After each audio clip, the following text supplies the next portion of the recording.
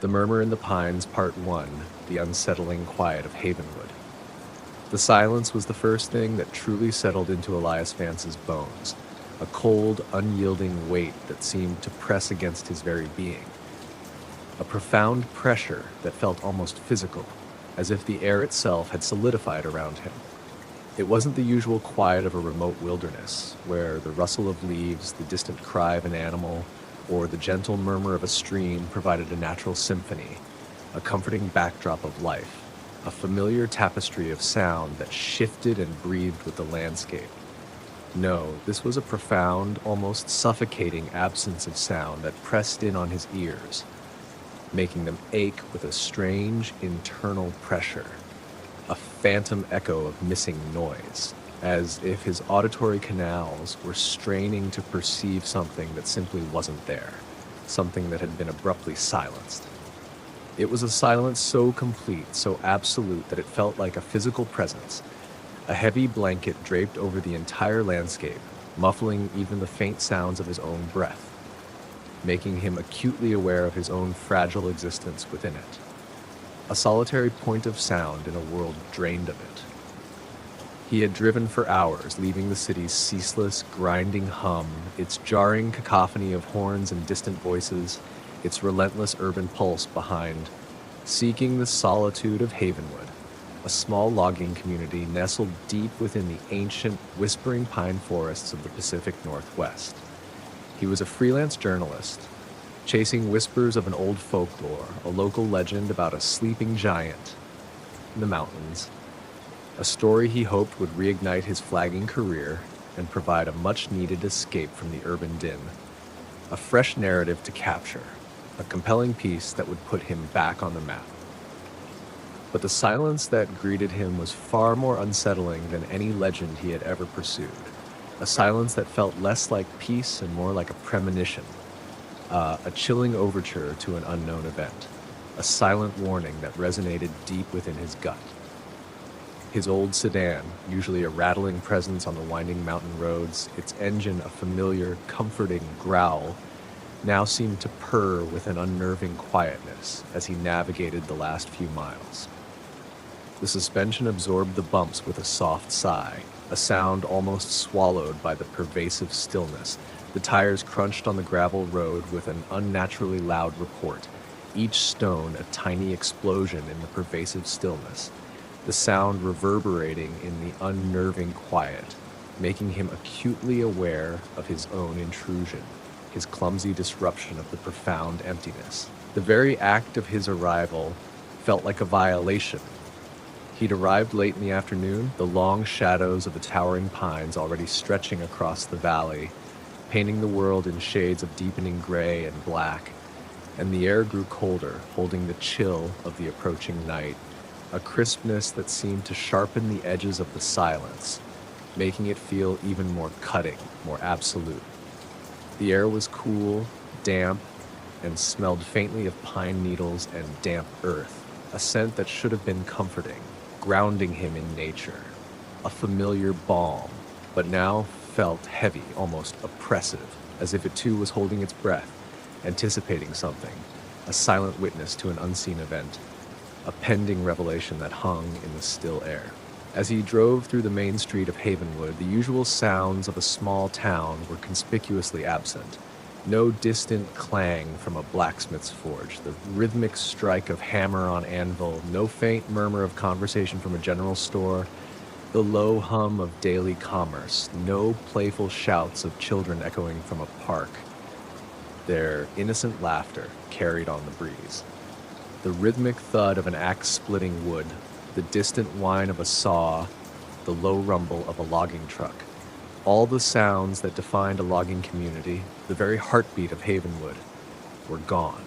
The absence was absolute, a void where there should have been life, a gaping hole in the auditory landscape, a blank canvas where a vibrant soundscape should have been.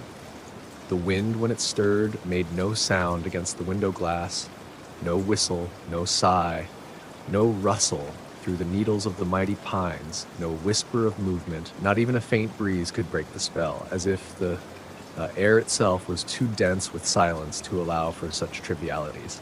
It was as if Havenwood had been muted, its very existence hushed, holding its breath, waiting for an unheard cue, a silent stage set for a play that would never begin. Its actors vanished, leaving only the props behind. The faint, rhythmic tick of his car's engine cooling was the loudest sound he could discern, a tiny, fragile heartbeat in a world that had seemingly ceased to pulse, a solitary testament to his own lingering presence, a desperate counterpoint to the overwhelming quiet, a maddeningly persistent reminder of his own isolation, a small mechanical sound screaming in the vast emptiness. He pulled up to the only motel in town, the Whispering Pines Inn. The sign, a weathered wooden board, creaking faintly in a breeze he couldn't feel, seemed to mock the profound quiet, its name a cruel irony. The sound of the creaking wood was thin, almost brittle, like an old bone, a ghost of a sound that quickly faded into the vast silence, leaving no trace. He stepped out, the squeak of his door hinge echoing in the empty street, a sharp, intrusive sound that seemed to hang in the air for too long, slowly fading into the pervasive stillness, leaving him in absolute quiet once more, a profound, unnerving quiet. He called out, "Hello? Anyone here?" His voice seemed to dissipate into the heavy air, swallowed by the silence, returning only a hollow echo from the dense tree line, a sound that seemed to mock his futile attempt at communication, a lonely, unanswered call that died in the vastness. No answer. Only the silence remained, vast and indifferent, pressing in on him from all sides, a tangible force, a silent, unyielding wall. He tried the motel office door. Unlocked. A bad sign. A small town like Havenwood might leave doors unlocked during the day, a testament to trust and community, a casual disregard for security born of familiarity, but this felt different. It felt like an abandonment, not an oversight, a sudden, inexplicable departure, as if everyone had simply walked away mid-stride, without a moment's hesitation, leaving everything behind. He pushed it open slowly, the faint groan of the hinges echoing in the quiet, dusty room, a sound that seemed to stretch and distort in the oppressive stillness like a drawn-out sigh, a breath held for too long, a sound of profound resignation, a lament for what was lost. "Hello," he called again, his voice now a little strained, a tremor of unease now firmly rooted in his chest, a cold knot tightening in his gut, a growing sense of dread that coiled in his stomach. The air inside was still, cool, and smelled faintly of stale coffee and old wood, a scent of forgotten lives, of routines abruptly halted, of warmth long since departed, leaving only a lingering chill that seeped into his skin. A half-finished crossword puzzle lay on the counter, a pen resting beside it, as if the writer had simply stood up mid-word, mid-thought, never to return, leaving behind a silent testament to an interrupted life, a puzzle forever incomplete. A radio on a shelf was off, its dial set to a local station that would normally be playing country music or local news, but now emitted nothing, not even a faint static hiss, just dead air, a complete absence of broadcast, a silent monument to communication severed. It was as if the proprietor had simply paused, mid-puzzle, mid-thought, mid-existence. The scene was too perfect, too undisturbed, too devoid of any sign of struggle or distress to be natural. It felt staged, or perhaps simply emptied, as if the contents had been meticulously removed, leaving behind only the shells of their former lives, a chilling tableau of abandonment. He moved through the small office, his footsteps unnervingly loud on the worn linoleum floor, each step a jarring intrusion, a clumsy beat in the profound quiet, making him feel like an intruder in a sacred silent space, a trespasser in a ghost town, his presence a desecration. The back room, presumably the living quarters, was equally undisturbed. A bed was neatly made, its blankets smooth, unwrinkled, as if waiting for an occupant who would never arrive, a silent invitation to an empty space, a promise unfulfilled. A local newspaper lay folded on a nightstand, its pages crisp and unread, the headlines of yesterday's mundane news a stark contrast to the unfolding mystery, a world of ordinary concerns now rendered utterly irrelevant, swallowed by the extraordinary. No sounds of struggle, no overturned furniture, no broken glass, no sign of any hurried departure, no dropped items, no scuff marks on the floor, no chaos, no violence. Nothing, just an absence, a void where a familiar presence should have been. The silence here was even deeper, more profound, a chilling vacuum that seemed to absorb all sound, even the frantic beat of his own heart, making him feel acutely, terrifyingly alone, a solitary figure in a world drained of life, a world that had simply ceased to be, its pulse extinguished. He strained his ears, listening for any faint sound, any whisper of life, any distant cough or sigh, any creak of floorboards from an unseen presence, any subtle shift in the air, any hint of a hidden observer, but there was only the vast, empty quiet. A silence that felt like a scream unheard, a silent, echoing scream that resonated only within his own mind, a chilling internal cacophony that threatened to overwhelm him. Elias checked the entire motel, from the small, empty kitchen with its cold stove and unwashed dishes, a meal left unfinished, a silent testament to a sudden departure, to the deserted laundry room where a load of clothes sat half folded in a basket, the faint scent of detergent still clinging to the fabric, a ghost of domesticity, a lingering trace of human presence. He opened cupboards, peered into closets, but found only the mundane remnants of lives abruptly ceased. Everyday objects imbued with an eerie significance by the absence of their owners, silent witnesses to an inexplicable event, a profound vanishing. He then stepped back outside, a cold dread tightening in his chest, a knot of fear he couldn't shake, a growing certainty that something truly abnormal had occurred, something that defied all logical explanation, all human understanding, something that had erased an entire community. He tried his satellite phone. No signal. Not even a faint crackle, just dead air. A complete severing of his connection to the outside world, a terrifying isolation that pressed in on him. He tried his regular cell phone. Nothing. The isolation of Havenwood, usually a draw for those seeking solitude and escape, was now a suffocating blanket, cutting him off from the world, leaving him stranded in a pocket of profound silence, a silent prison from which there seemed no escape, no way to call for help, no way to break the spell that held the town. He decided to drive through the rest of the town, his sedan now feeling like a solitary metal shell traversing a ghost landscape, its engine a low, lonely growl, the only sound for miles, a fragile anchor in the silence, a desperate attempt at normalcy. The same unsettling pattern repeated, house after house, street after street, a chilling uniformity to the abandonment, a town perfectly preserved, yet utterly empty, a tableau of suspended animation. Houses stood with doors ajar, some swinging faintly in a breeze. Elias still couldn't feel. A silent, rhythmic motion that felt like a slow, deliberate wave goodbye, a haunting farewell, a ghostly dance.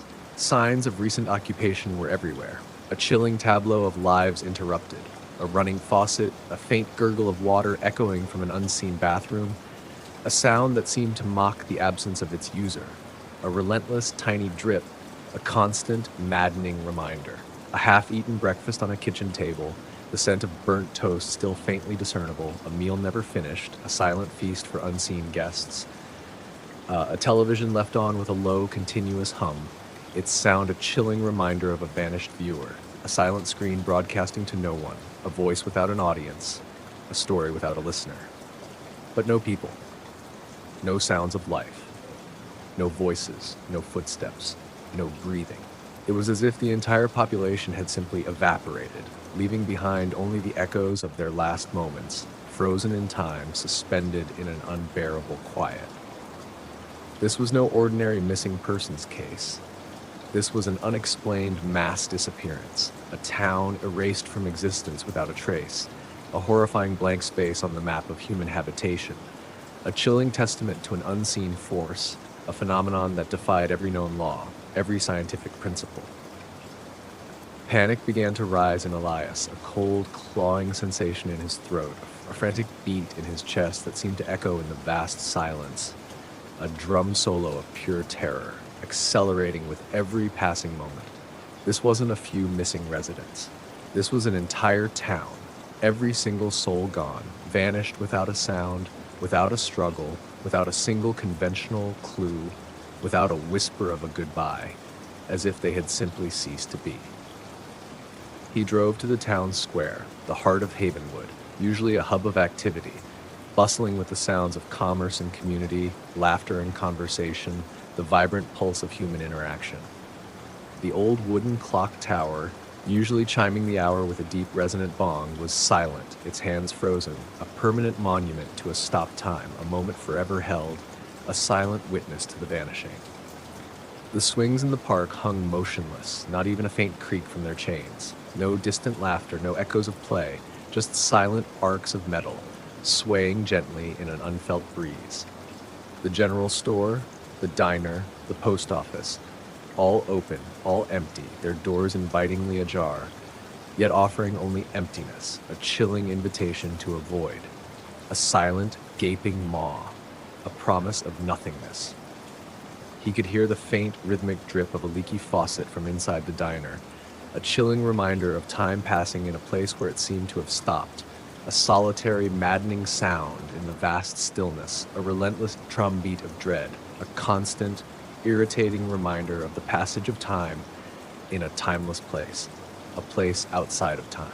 The mystery of Havenwood deepened with every silent street, every empty building, every abandoned life, becoming a profound, terrifying enigma that defied all rational thought, all human explanation, a puzzle with no discernible pieces, a riddle with no answer. He tried the town's emergency siren, a powerful, piercing wail designed to cut through any sound, to summon help from miles around, a last desperate measure, a final attempt to break the silence, to shatter the oppressive quiet. He flipped the switch. Nothing. Not even a click, not a whir, not a faint hum of power. The silence swallowed even the potential for noise, an eerie, absolute void, as if the very concept of sound had been erased from this place, leaving only a deafening emptiness, a vacuum of existence, a place where noise simply ceased to be, where even the possibility of sound was gone. Elias felt a knot tighten in his stomach, a cold, hard lump of fear, growing heavier with every passing moment, pressing against his diaphragm, making it hard to breathe, making his lungs ache for air that felt too thin. This wasn't a crime scene in any conventional sense. There was no struggle, no forced entry, no signs of violence, no evidence of a struggle, no blood, no chaos, no conventional clues, no fingerprints, no broken windows, no ransacked rooms, no signs of a struggle. Just an absence. A profound, terrifying emptiness. He had to get out, had to get help. But how? The roads out of Havenwood were long and winding, and his phone was dead, his radio useless. He was trapped in a silent ghost town, a living witness to an unsolved enigma, a puzzle that defied all logic and reason, a truth too bizarre to comprehend, a reality that seemed to be unraveling around him, pulling him into its silent abyss, its profound, terrifying void. As the last vestiges of daylight faded, plunging the valley into a deep, oppressive twilight, a darkness that seemed to absorb all light and sound, Elias heard it. A faint, high-pitched whine. It seemed to come from everywhere and nowhere, a sound just at the edge of his hearing, like a distant, almost imperceptible tuning fork, vibrating in the very air, a sound that seemed to resonate directly within his skull, vibrating his very bones, a subtle internal hum. It vibrated in the air, a subtle tremor that made the hairs on his arms stand on end, a prickling sensation that traveled down his spine, a cold shiver that had nothing to do with the temperature, a chill of pure dread. He tried to dismiss it as his imagination, a product of the overwhelming silence and his mounting fear, a trick of his overstressed mind, a hallucination born of terror, a desperate attempt at rationalization. But then it seemed to grow, a low, resonant thrumming that seemed to vibrate through the very ground beneath his feet, through the soles of his boots, up his legs and into his chest, adding another layer to this bizarre true crime. It was the murmur in the pines, a sound whispered about in the old legends, A sound that was supposed to be a myth, now undeniably real and growing stronger with every passing moment. A silent, chilling song, a beckoning from the depths of the forest, a call he could no longer ignore, a call that promised to reveal the impossible. Part 2, the escalating hum and the cryptic clues. Elias spent the remainder of the day and into the night systematically checking every building, every home in Havenwood, driven by a desperate need for answers, for any explanation, however outlandish, however impossible. The methodical search was a way to keep the rising panic at bay, a way to impose order on the chaos of the unknown, a desperate attempt to cling to logic, to reason, to the familiar. The pattern held with chilling consistency. People had simply vanished. Personal items lay undisturbed, frozen in their last moments of use. A half-knitted scarf on a couch, its needles still embedded in the yarn, a project abandoned mid-stitch, a silent testament to a life interrupted. A child's toy left in the middle of a floor, a faint, lingering scent of plastic and play, a silent testament to a game interrupted, a toy waiting for hands that would never return, a faint, lingering scent of baking bread in one kitchen, the aroma of a meal never finished, now cold and stale, a ghost of domesticity, a silent invitation to a forgotten meal, a chilling sensory detail. Life had been interrupted, not ended violently. It was a snapshot of normal existence, abruptly frozen, a ghostly diorama of a town that simply ceased to be, its inhabitants gone without a trace, leaving behind only the eerie stillness. The only consistent anomaly was the pervasive, unnatural silence, occasionally punctuated by that faint, high-pitched whine, now more persistent, like a distant, ethereal choir, a chorus of unseen voices singing a strange, wordless song, a melody of the void, a silent, unsettling hum. It seemed to emanate from the very air itself, a subtle pressure on his eardrums, a key element in this unexplained mystery, a constant, low-frequency drone that seemed to vibrate his very skull, a sound that was both internal and external, a resonance within his own being, a growing presence that he could no longer deny. He tried to start a fire in the old wood stove at the general store, hoping to create a smoke signal, a desperate plea for help, a visible sign of his presence to any passing aircraft, however unlikely, a beacon in the silent night, a symbol of hope. The matches struck with a sharp, unnerving crack, the sound echoing unnaturally in the quiet space. But the wood wouldn't catch, refusing to ignite, refusing to offer warmth or light, as if the air itself lacked the necessary oxygen for combustion. Or perhaps the very concept of fire was being denied here, its natural laws suspended, its energy absorbed, its very essence negated, leaving only cold and darkness. The absence of the crackle and hiss of burning wood was unsettling, another strange detail in this true crime puzzle. A world where fundamental laws seemed to bend, where the expected simply didn't occur, where the very elements defied their nature, where reality itself seemed to fray at the edges. The cold began to seep into his bones, a physical manifestation of the dread, a chill that went deeper than the temperature, a cold that seemed to emanate from the silence itself, a cold that promised to consume him, to freeze him in this eerie tableau. He walked to the town's small, single-room schoolhouse, its windows dark, its playground equipment silent, no joyous shouts, no rhythmic bounces of a ball, no distant echoes of children's play, just an eerie stillness that spoke of abandonment.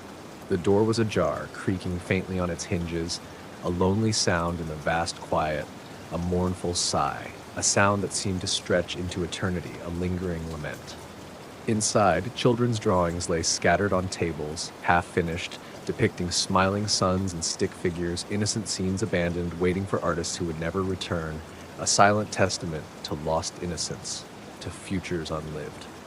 A faint, rhythmic tapping sound came from the corner. He approached cautiously, his heart thudding against his ribs, each beat a loud drum in the silence, a frantic rhythm that seemed to accelerate, mirroring his growing panic. It was a pencil, still swinging gently from a string, tapping against a desk. Tap, tap, tap. A chilling metronome in the vast quiet, a haunting sound in this unsolved case, echoing the last moments of unseen hands, a ghostly reminder of lessons interrupted. A silent, endless countdown to an unknown event, a relentless, maddening rhythm that seemed to mock the passage of time. He found the town's only telephone exchange, a small, dusty building with antiquated equipment, its wires leading off into the silent void, connecting to nothing, leading nowhere, a tangled web of useless connections, a monument to severed communication. He tried to manually connect a line, twisting the old knobs, listening intently, pressing the cold metal against his ear, straining to hear any sound of life, any faint dial tone, any static, but the wires felt dead, inert, unresponsive. No dial tone, no static, no hum of electricity. It was as if the entire grid had been disconnected, not just locally, but from the world beyond. A complete severing of all communication, a town cut off from all human connection, isolated in a pocket of profound mystery, a silent, impenetrable bubble, a world unto itself.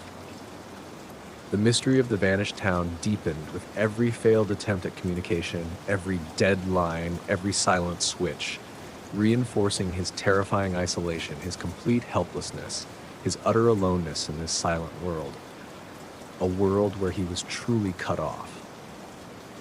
As the sun began to dip below the horizon, plunging the valley into a deep, oppressive twilight, a darkness that seemed to absorb all light and sound, Elias felt a profound sense of isolation. He was truly alone in Havenwood, a living ghost in a town of vanished souls, surrounded by the silent echoes of lives, by the chilling remnants of a community, a lone survivor in a place of absence, a witness to the impossible.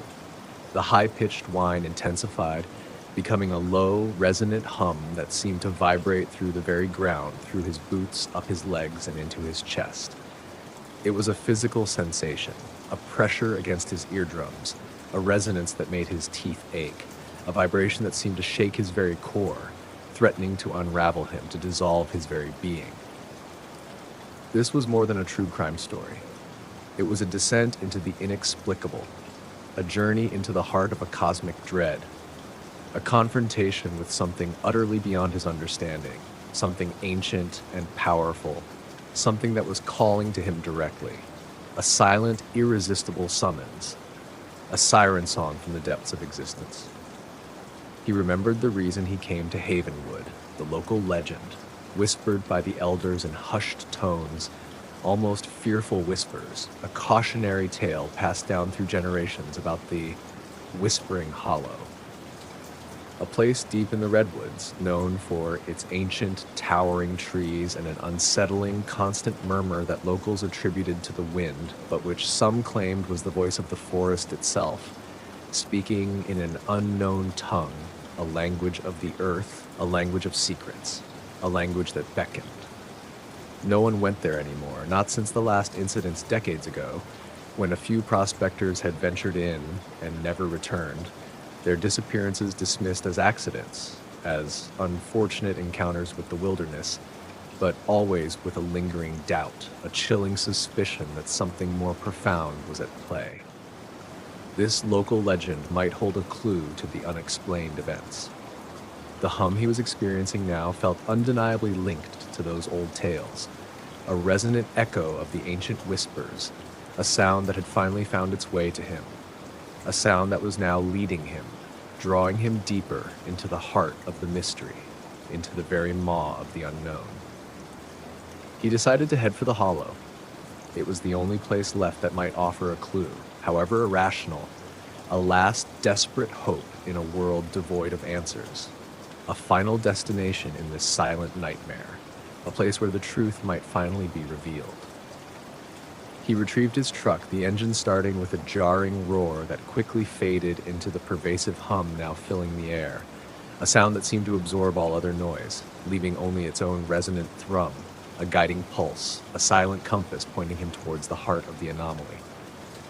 He drove slowly, the hum growing stronger, more defined, a low, pulsating thrum that seemed to guide him toward the heart of the Oakhaven mystery, deep into the ancient silent forest, the towering pines looming like sentinels in the growing darkness, their branches swaying in an unfelt breeze, their very presence seeming to hum with the unseen energy, their needles whispering secrets he couldn't quite discern, a chorus of silent beckoning. The road to Whispering Hollow was overgrown, branches scraping against the truck's sides with a soft, rhythmic hiss, the sound of the foliage against metal a faint counterpoint to the growing hum, a sound that was both physical and ethereal, a blend of the natural and the unnatural, a symphony of the impossible. The hum became almost deafening, a deep, resonant vibration that seemed to penetrate his bones, a frequency just at the edge of human hearing, yet undeniably present, a physical force that pressed in on him from all directions, shaking the very vehicle, making the steering wheel vibrate in his hands, making his teeth ache. It felt ancient, primordial, yet simultaneously artificial, a synthesized sound from an unknown source, a sound that seemed to emanate from the very fabric of reality itself, a gateway opening, a tear in the veil, a portal to another dimension, a direct path to the unknown. This was the unexplained phenomenon he had been seeking, now overwhelming his senses, pushing him to the brink of comprehension, to the edge of what was possible, to the precipice of a new, terrifying understanding, a truth that promised to shatter his world, to redefine everything he thought he knew about existence. He reached a clearing. The hum was overwhelming here, a physical force that seemed to push against him, vibrating through the ground, through the air, through his very being, a resonant roar that filled every space, every corner of the clearing, a sound that consumed all other sound, leaving only itself. And then he heard it. A sound emerged from the very air, not a voice, but a chorus of whispers, like 1,000 distant voices speaking in unison, yet utterly unintelligible, a chaotic symphony of alien communication, a chorus of sounds that seemed to come from all directions at once, swirling around him, a vortex of sound, a maelstrom of unseen voices. It was a cacophony of sound that resonated not in his ears, but directly in his mind. A symphony of alien communication, a chorus of unseen entities, singing a strange, compelling song, a melody that both terrified and fascinated him, a call he felt compelled to answer, an irresistible pull into the heart of the mystery. It was both alluring and deeply unsettling, a siren song from beyond human understanding, the core of this bizarre true crime, a chilling invitation to a truth he was not sure he wanted to know, a truth that promised to shatter his world, to redefine everything he thought he knew, to leave him irrevocably changed. Part 3, The Heart of the Murmur and the Unveiling. Elias stumbled out of his truck, the hum and whispers pressing in on him from all sides, a wall of sound that was both deafening and strangely silent, a paradox of noise and void that disoriented him, making him feel as if he were losing his grip on reality, his mind fraying at the edges. The air was thick, humid, and carried a strange metallic scent, like ozone mixed with something organic and alien, something that didn't belong on Earth, a scent that prickled his nostrils and tasted of electricity, a raw, primal odor that burned in his throat and lungs. The ground beneath his feet vibrated with the low thrum, a constant reminder of the unexplained events unfolding around him, a tremor that ran through his entire body, making his teeth chatter uncontrollably, a deep internal vibration that threatened to shake him apart. He walked into the center of the clearing, drawn by an irresistible, almost hypnotic pull, a force that seemed to guide his every step, pulling him deeper into the heart of the anomaly, into the very source of the sound, into the epicenter of the mystery, into the core of the unknown. The whispers intensified, swirling around him, sometimes seeming to form words, then dissolving into pure, chaotic sound, a maddening chorus of indecipherable voices, 1,000 tongues speaking at once, a babble of alien communication that assaulted his mind, a relentless auditory assault. The hum resonated from the towering redwood trees themselves as if they were giant tuning forks, vibrating with an unseen energy, a key to this true crime puzzle, their ancient wood resonating with an alien song, a deep, resonant chord that seemed to vibrate the very air, making it shimmer. The very air seemed to crackle with an unseen force, a static charge that made his skin tingle and his hair stand on end, a sensation of being utterly immersed in pure energy, of being consumed by the sound, by the very essence of the anomaly.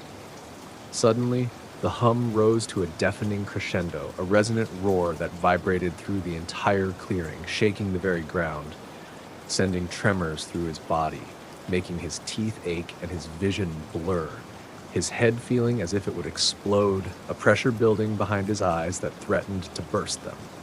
Elias felt a strange pressure building in his head, a dizzying sensation that threatened to overwhelm him, to tear his consciousness apart, to shatter his very being into a million pieces, to dissolve him into pure sound, into nothingness.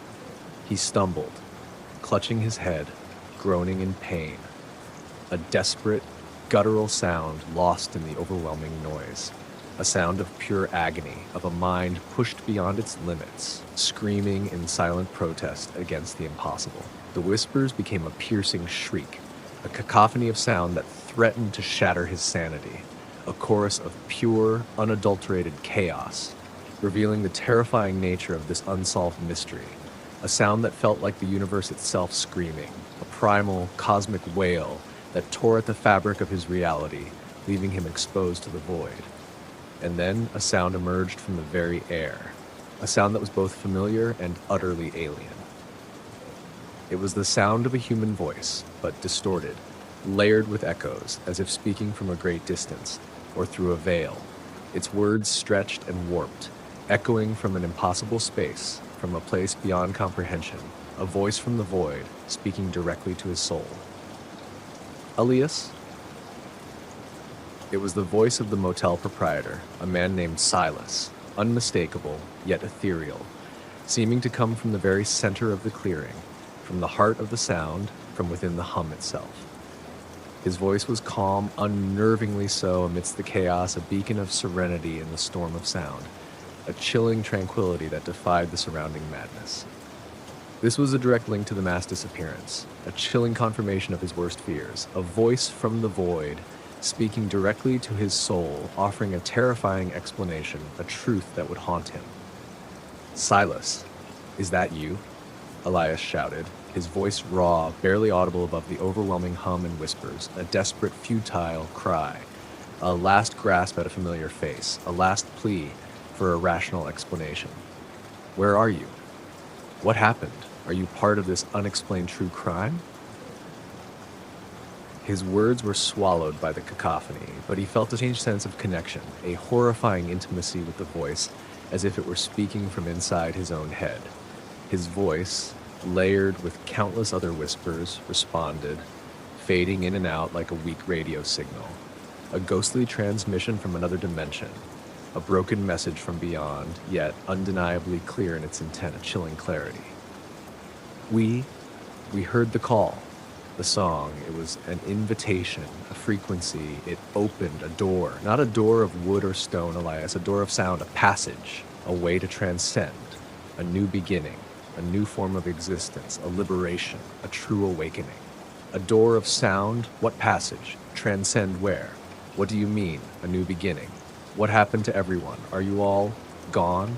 What kind of liberation is this? Elias demanded, pushing through the oppressive sound, trying to locate the source of his voice, desperate for clarity amidst the chaos, for any shred of rational explanation, for a truth he could grasp, for a way to make sense of the impossible, for a way to fight back. He was on the verge of solving the mystery, but the truth felt like it was tearing at his mind, threatening to unravel his very sanity, to redefine his understanding of existence itself, to shatter his perception of reality, to pull him into the same unknown, into the same transformation. The silence. It was the beginning, Silas's voice whispered, now joined by faint, childlike giggles and the murmur of other familiar Havenwood voices, all distorted, all layered, like a ghostly choir singing a lullaby of departure, a song of transformation, a chorus of farewell and welcome, a symphony of ascension, a celebration of transcendence. The world, it's just a layer we stepped through. It's beautiful here, Elias. So much sound, so much light. We're home. We're not gone. We're transformed. We are everywhere. We are the murmur. We are the song. And you can join us. You can be free. You can be whole. You can be limitless. You can know all. The bizarre true crime was revealing its impossible truth.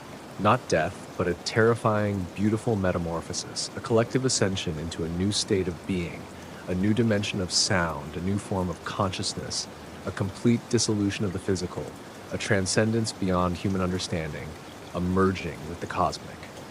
As he spoke, the hum reached its absolute peak, a vibrating roar that made the very air crackle, a sound that seemed to resonate from the very molecules around him, from the very ground beneath his feet, from the deepest parts of his own being, from the core of the planet, from the heart of the universe.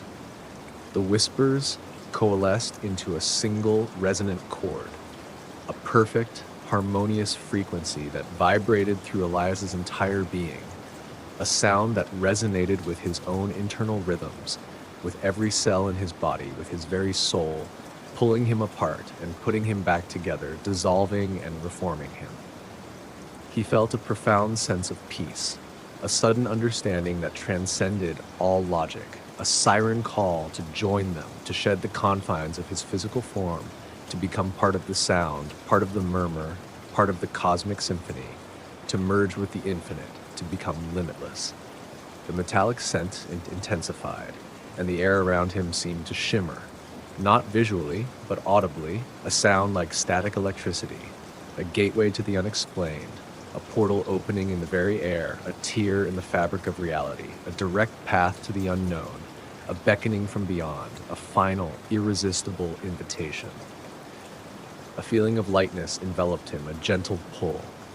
He felt himself rising, not physically, but as if his very essence was being drawn upward, towards the source of the sound, towards the heart of the hum, towards the chorus of transformed voices, towards the ultimate mystery, towards an unimaginable freedom, a liberation from the physical world, from the limitations of flesh and bone, from pain and suffering. He heard the faint, familiar sounds of Havenwood, the distant clatter of the diner, the bark of a dog, the gentle gurgle of the town fountain, all layered beneath the overwhelming hum and whispers, as if he was hearing them from a great distance, from another realm, a fading echo of the world he knew, a world he was about to leave behind forever, a world that was becoming increasingly distant, a faint memory. This was the ultimate cold case revelation, the answer to everything, the truth of Havenwood, the terrifying, beautiful truth that promised to change him utterly, to remake him in sound and light, to make him one of them. He fought it. He was a journalist. His duty was to report, to document, to bring the truth to light, however impossible. He couldn't just vanish, become another silent statistic, another unsolved file, another forgotten name, another ghost in the murmur.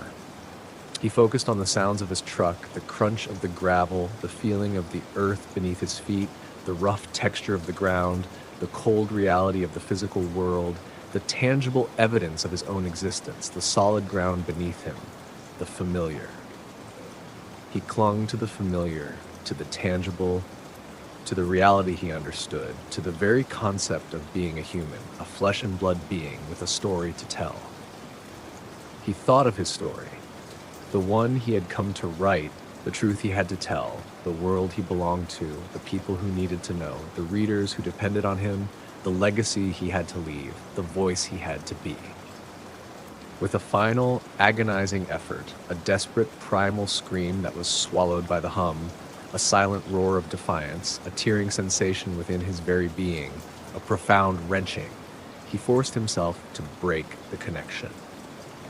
The overwhelming hum and whispers abruptly ceased, replaced by the familiar, heavy silence of Havenwood, a silence that now felt profoundly different, imbued with a new, terrifying meaning, a silence that hummed with absence, a silence that screamed of what was lost, of what had been taken, of what he had almost joined. The metallic scent dissipated. He fell to his knees, gasping for breath, his head pounding, his ears ringing with the echo of the alien symphony, a phantom sound that would forever haunt him, a constant reminder of what he had almost become, of the choice he had made. He had just survived an unexplained true crime, a close encounter with the impossible, a glimpse behind the veil of reality, and he was forever changed, forever marked by the murmur, a survivor of the unheard, a living testament to the truth. He was still in the clearing, alone. The redwoods stood silent and still around him, their ancient presence a stark contrast to the cosmic event he had just experienced. Their shadows long and dark in the deepening night, silent witnesses to his struggle, to his desperate choice. The Havenwood mystery remained, but now with a terrifying new dimension. He knew the truth, a truth too horrifying to be believed, a truth that would haunt him forever, a secret he carried in his very bones, a secret that resonated with the silence, a burden he would carry alone, a truth that would isolate him from the rest of humanity. Part 4, The Lingering Frequency and the Haunting Truth.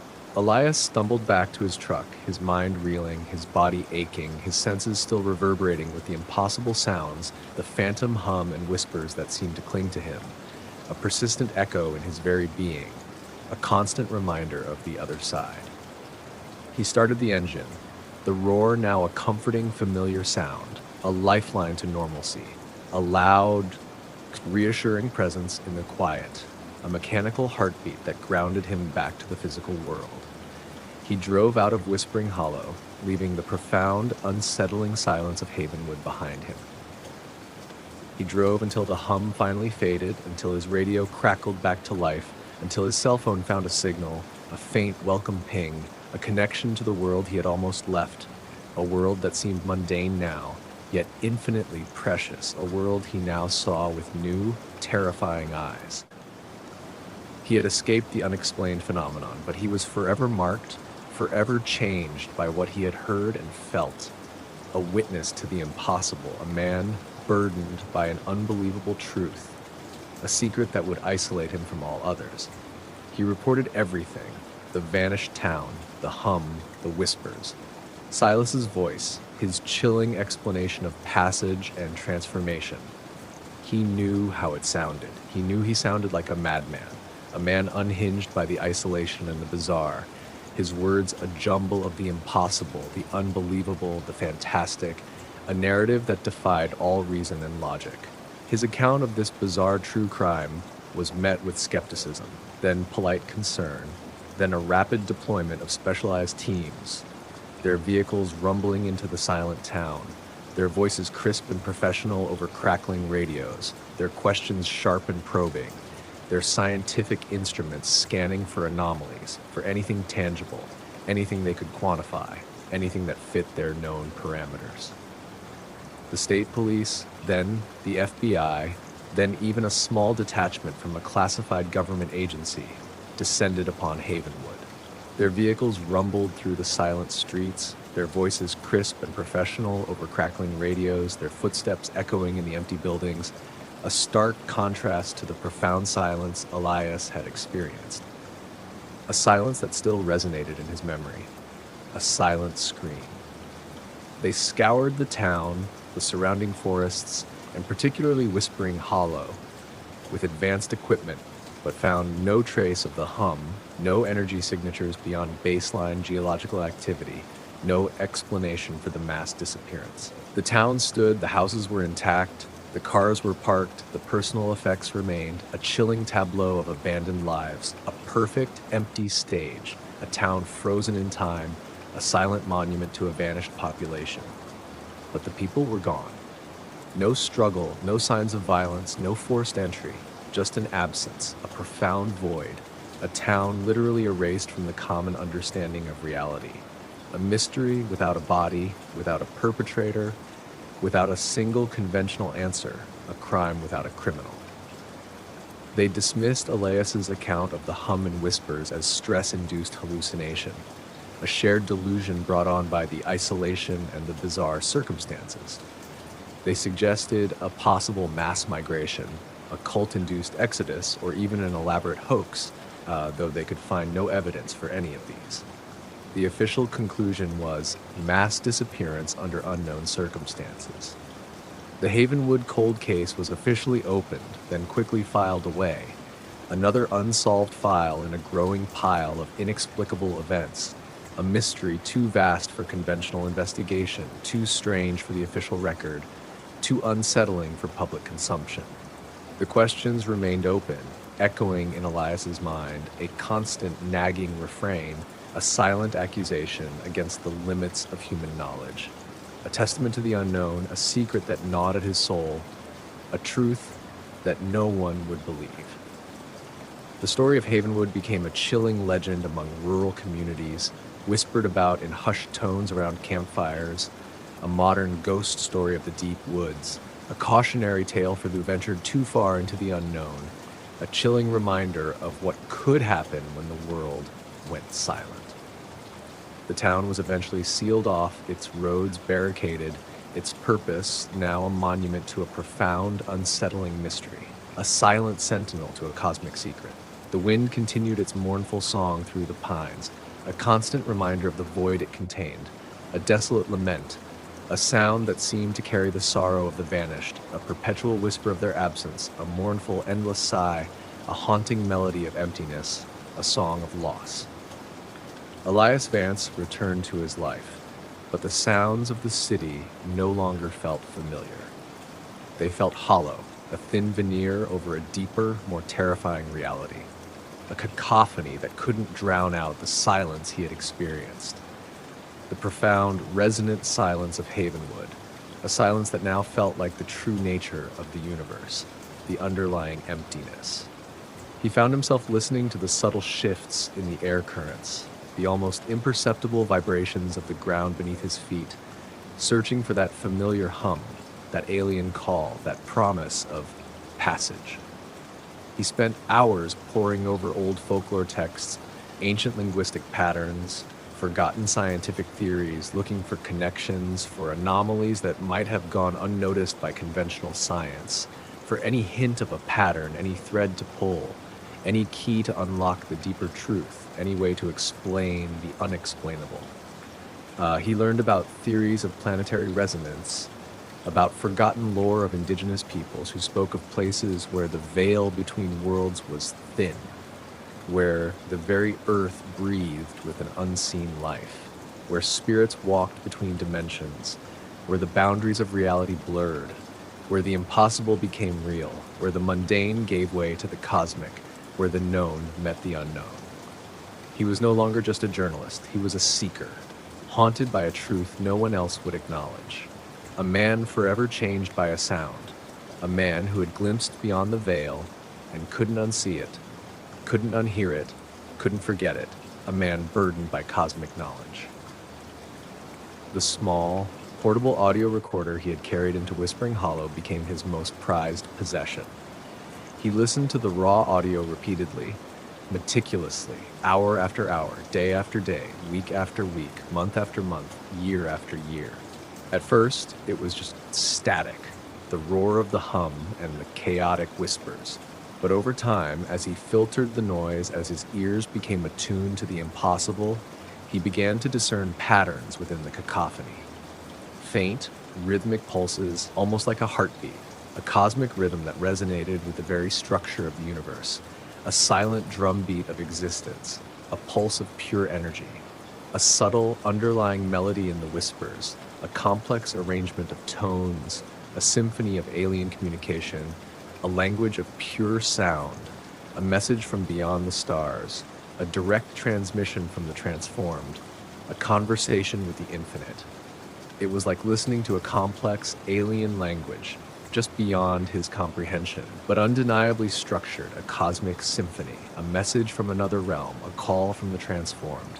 He even thought sometimes he could hear Silas's voice, a faint, almost subliminal echo within the chorus, repeating passage, home, transformation, we are waiting, join us. The song continues. The silence is the truth. The next layer awaits. The sounds became a secret language between him and the unknown, a chilling testament to the truth, a constant reminder of what lay beyond, a haunting, beautiful secret that only he understood, a burden and a privilege, a personal revelation. He never shared these recordings.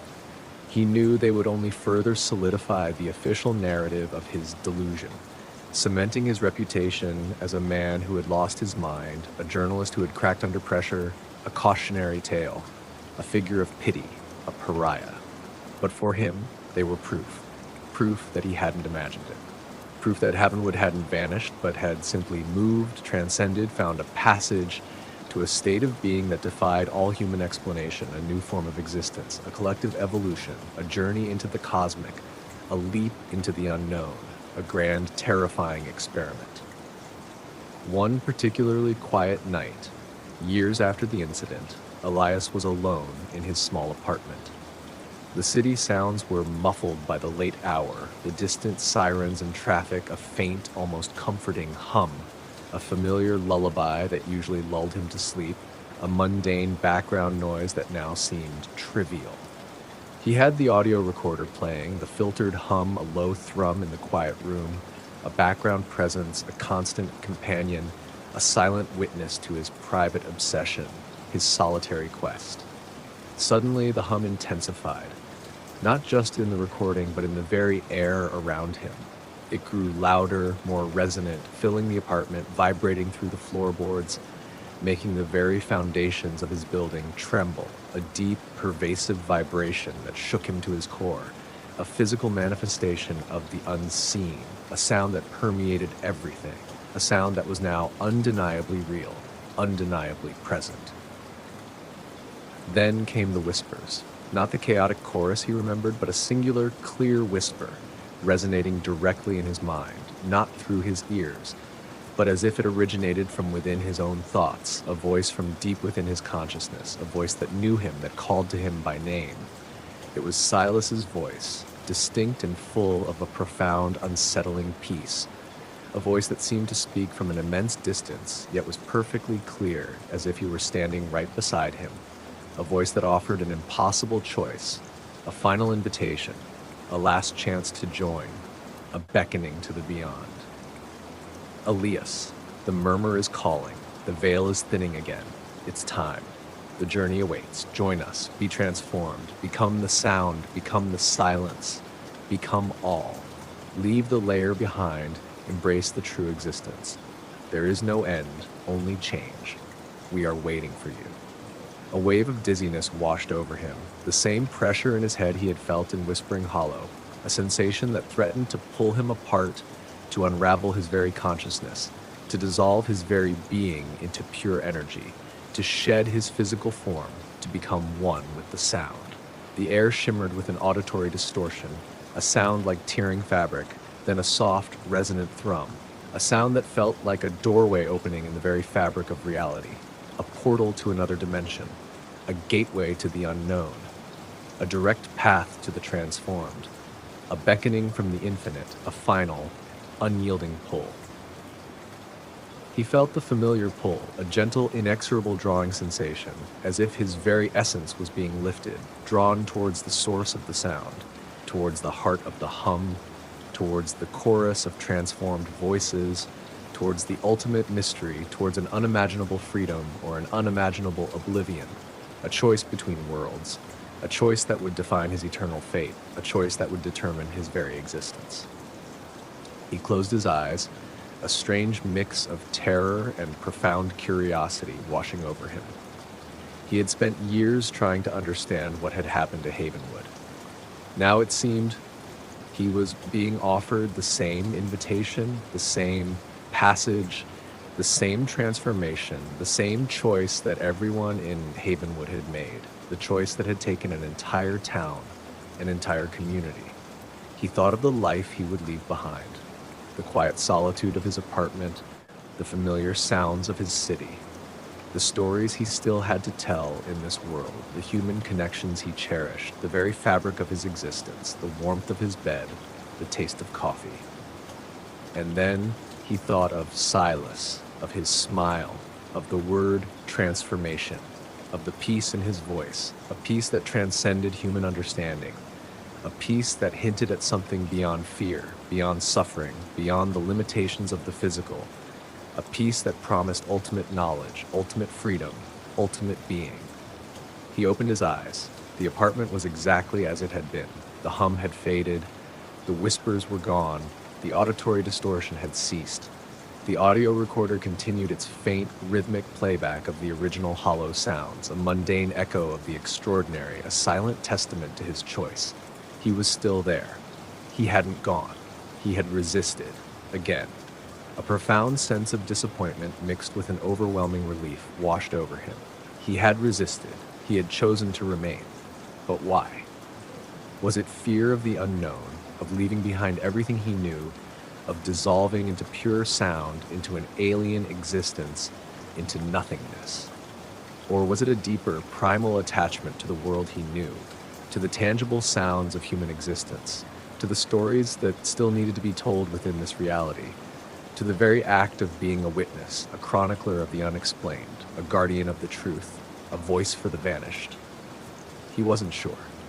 The choice had been made, and he remained, a solitary sentinel of a terrifying truth, a man forever caught between two realities, forever listening, forever burdened by the knowledge.